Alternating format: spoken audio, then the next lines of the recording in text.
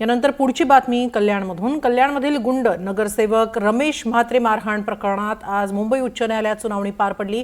यावेळी आपल्याला जिल्ह्यातूनच काय राज्यातून तडीपार करा, मात्र कारागृहाबाहेर काढा अशी विनवणी रमेश म्हात्रे यांच्या वतीने न्यायालयात करण्यात आली।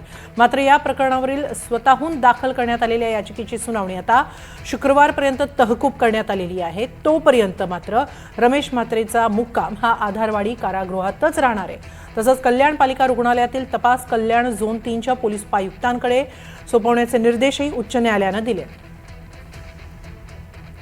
याबाबत अधिक माहिती घेऊया आमचे प्रतिनिधी रिजवान शेख यांच्याकडून। रिजवान, काय आज घडलं सुनावणी दरम्यान?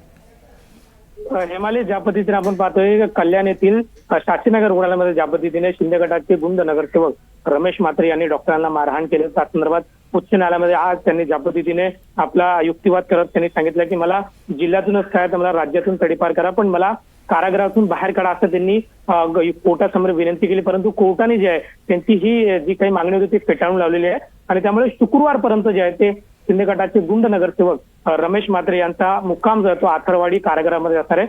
खरंच आपण पाहतोय की कल्याणमध्ये ज्या पद्धतीने डॉक्टरने नर्सला मारहाण करण्याचा सीसीटीव्ही फुटेज समोर आला होता, त्यामुळे ठाणे येथील जे काही न्यायालय होतं त्यांनी त्याला दिलासा दिला होता। परंतु ज्यावेळी सुमोटो घेऊन म्हणून मुंबई उच्च न्यायालयाने याची दखल घेतली आणि त्यांचा जो मुक्काम आहे तो आता शुक्रवारपर्यंत वाढवण्यात आलेला आहे। त्यामुळे हायकोर्टाने असंही देखील सांगितलंय की कल्याण झोन त्या डीसीपी जे आहे त्यांच्याकडे हा जो काही तपास आहे तो त्यांच्याकडे सोपवण्यात यावा।